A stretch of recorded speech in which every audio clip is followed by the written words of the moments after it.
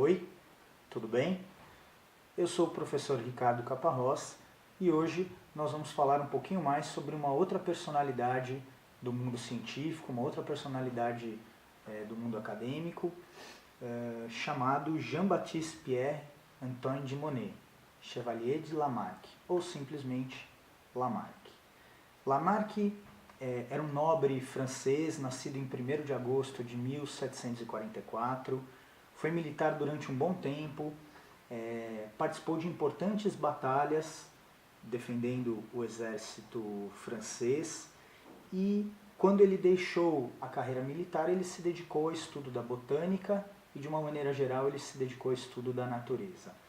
Lamarck teve ideias evolucionistas pré-darwinistas, ou seja, antes de Charles Darwin ele foi o primeiro a pensar e registrar as suas ideias sobre a evolução das espécies. É importante entender o contexto que Lamarck viveu. Lamarck viveu num contexto de ideias fixistas, onde a maioria da comunidade científica acreditava que as espécies eram fixas e imutáveis, criadas por Deus ou uma força maior e mantidas assim desde a sua criação. Portanto, não se acreditava nos mecanismos de adaptação e de evolução das espécies. Entretanto, em 1809, Lamarck publicou seu livro chamado Filosofia Zoológica, onde Lamarck defendia duas ideias principais, né? As ideias de uso e desuso e a ideia de transmissão dos caracteres adquiridos. Lamarck acreditava na geração espontânea de seres mais simples, mas Lamarck também acreditava que o meio ambiente sofria modificações, e essas modificações, por sua vez, os organismos buscavam mudanças, tentavam se adaptar a essas mudanças na busca pela perfeição e, consequentemente, esses organismos também sofriam mudanças. Ele foi o primeiro a registrar as suas ideias a respeito da possibilidade de um organismo não ser fixo e imutável, e sim passível de adaptação. Mas ele se equivocou em alguns momentos. A primeira lei de Lamarck chama-se Lei do Uso e Desuso, e ela dizia que quanto mais um órgão era usado na busca pela adaptação ao ambiente, mais ele se desenvolveria.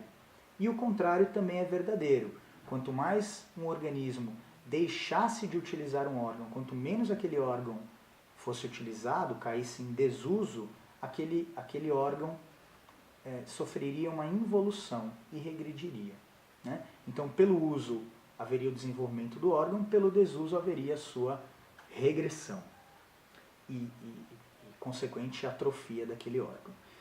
E a outra lei que Lamarck acreditava também era a lei da transmissão dos caracteres adquiridos, que dizia que as características adquiridas ao longo da vida de um organismo, fruto da sua luta pela adaptação, poderiam ser transmitidas para os seus descendentes.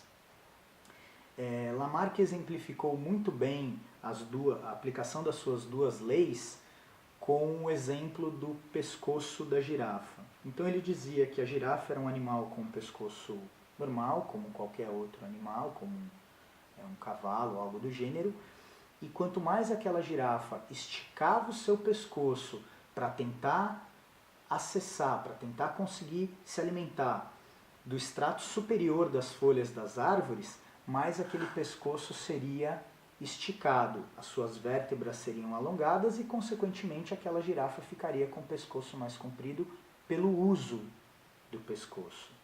E, consequentemente, com o pescoço mais comprido, aquela girafa transmitiria a característica pescoço comprido para os seus descendentes.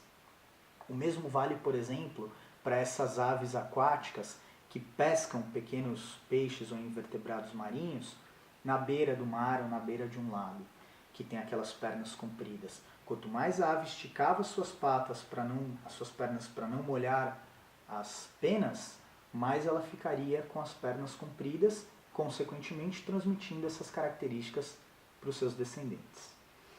Veja bem, existem críticas a serem feitas ao pensamento de Lamarck. A primeira delas é que as estruturas não se desenvolvem com o uso.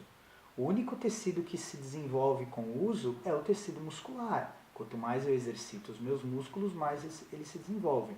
Mas se, por exemplo, eu puxar o meu dedo e ficar puxando o meu dedo minha vida inteira, ele não vai ficar maior. Meus ossos não vão se alongar, porque ele não sofre, os ossos não sofrem desenvolvimento pelo uso. Né? E além disso, Lamarck não conhecia os padrões genéticos de transmissão de características hereditárias. E ele não sabia que as características adquiridas não são transmitidas. Por exemplo, se eu cortar o rabo de um rato por 30 gerações de ratos, a 31ª vai nascer com o rabo. Ela não vai perder a característica de possuir o rabo porque eu cortei dos seus antecessores.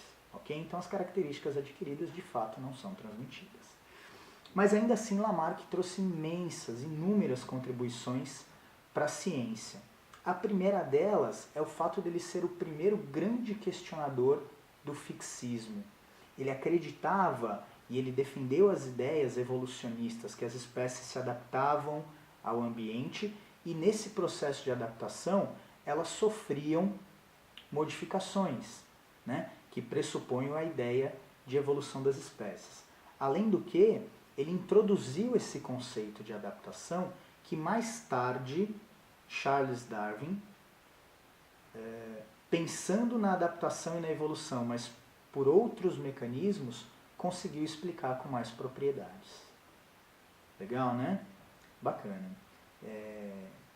Espero que vocês tenham gostado, espero que vocês tenham entendido e a gente se vê no próximo encontro, ok? Um abraço e até mais.